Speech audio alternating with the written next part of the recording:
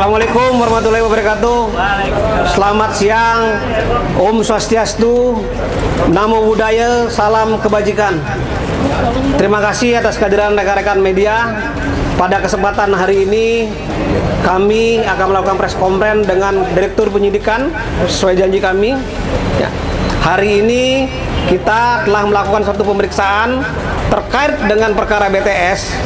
Kita melakukan 7 pemeriksaan orang. 1 orang kita tetapkan jadi tersangka dan sudah dilakukan penahanan, tadi saudara-saudara sekalian melihatnya. Yang 6 orang masih dalam proses pemeriksaan hari ini. Untuk lebih lengkapnya nanti Pak Dirdik menyampaikan, dan nanti penutupnya juga saya akan menyampaikan hal-hal yang penting terkait dengan perkembangan BTS 4G. Silakan Pak Dirdik. Terima kasih. Assalamualaikum warahmatullahi wabarakatuh. Selamat siang rekan-rekan media. Pada hari ini kami dari Direktorat Penyidikan Kejaksaan Agung telah melakukan pemanggilan kembali Saudara JP selaku saksi untuk yang 3 kali. Adapun pemeriksaan kali ini tentunya dalam rangka pendalaman terhadap pemeriksaan-pemeriksaan 2 yang terdahulu. Berdasarkan hasil pemeriksaan pada hari ini, setelah kami evaluasi, kami simpulkan telah terdapat cukup bukti bahwa yang bersangkutan diduga terlibat di dalam peristiwa tindak pidana korupsi proyek pembangunan infrastruktur BTS 4G paket 1, 2, 3, 4, dan 5. Tentunya selaku pengguna anggaran dan selaku menteri. Atas hasil pemeriksaan tersebut, sehingga tim penyidik pada hari ini telah meningkatkan status yang bersangkutan setelah dari saksi menjadi tersangka. Dan selanjutnya terhadap yang bersangkutan kita lakukan tindakan penahanan untuk 20 hari ke depan di Rutan Salemba Cabang Kejaksaan Agung. Selanjutnya, setelah kami lakukan pemeriksaan, kami pada saat ini juga sedang melakukan penggeledahan di rumah kediaman yang bersangkutan, di rumah dinas Menteri Kominfo dan di kantor Kominfo. Selain itu, hasil dari pemeriksaan ini tentunya akan kita ikuti lagi pemeriksaan pendalaman lebih lanjut untuk melihat apakah perkara ini masih bisa kita kembangkan atau tidak. Mungkin untuk sementara demikian. Terima kasih.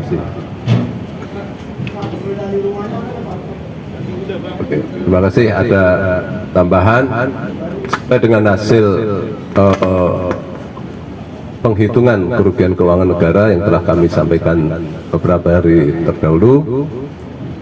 Kasus ini telah menimbulkan kerugian negara sebesar 8 triliun 32 miliar rupiah. Ya, selanjutnya kami serahkan pada Bapak Kapus Penkum. Rekan-rekan sekalian ya, bahwa kasus ini adalah kasus yang sangat strategis sesuai dengan program pemerintah. Ini adalah proyek diperuntukkan untuk orang banyak ya. Maka proyek ini ditempatkan di pusat-pusat yang terluar, terpencil dan terdalam dan terdepan ya. Sehingga ini sangat-sangat dibutuhkan sekali oleh masyarakat, terutama yang mereka tinggal tadi. Untuk itu, kedepannya proyek ini tidak akan berhenti sampai di sini setelah dilakukan satu penyidikan. Kami kejaksaan punya kewajiban, punya tanggung jawab untuk mengawal proyek ini sampai selesai, sehingga program pemerintah untuk kepentingan masyarakat banyak dan masyarakat kecil dapat berjalan dengan baik.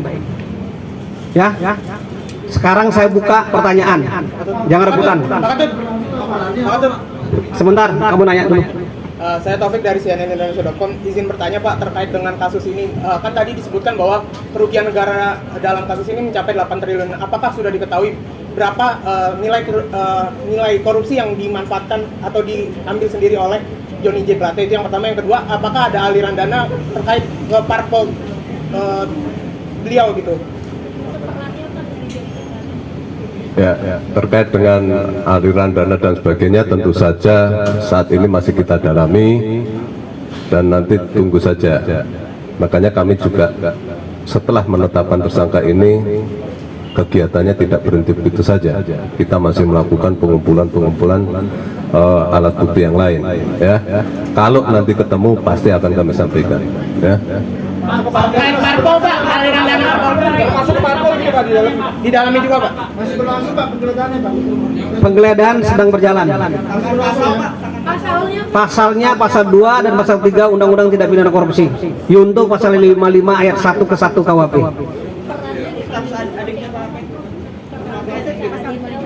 Perannya katanya Pak. Ya, perannya tadi kan sudah sampaikan bahwa yang bersangkutan diperiksa diduga keterlibatannya dalam terkait dengan jabatan yang bersangkutan selaku menteri dan selaku pengguna anggaran. Ya.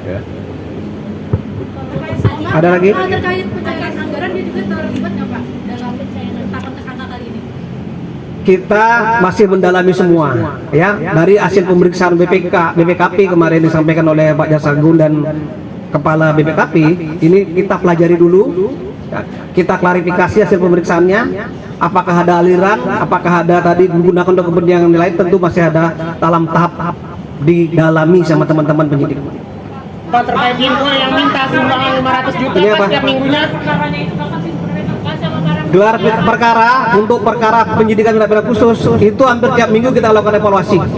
Hampir tiap Jumat kita lakukan evaluasi teman-teman penyidik. Ya, tidak terfokus ini perkara apa, semua dapat dipenggelar sehingga kita lakukan evaluasi. Pada hari ini kita dapat hasilnya. Pak, soal restoran Pak, saya tadi. Ini menanyakan dalam kenapa tadi ada penggeledahan mobil. Ya, penggeledahan mobil itu dilaksanakan dalam rangka pengamanan barang-barang, dalam rangka pencarian barang bukti yang lain seperti mungkin telepon, barang bukti elektronik lainnya ya.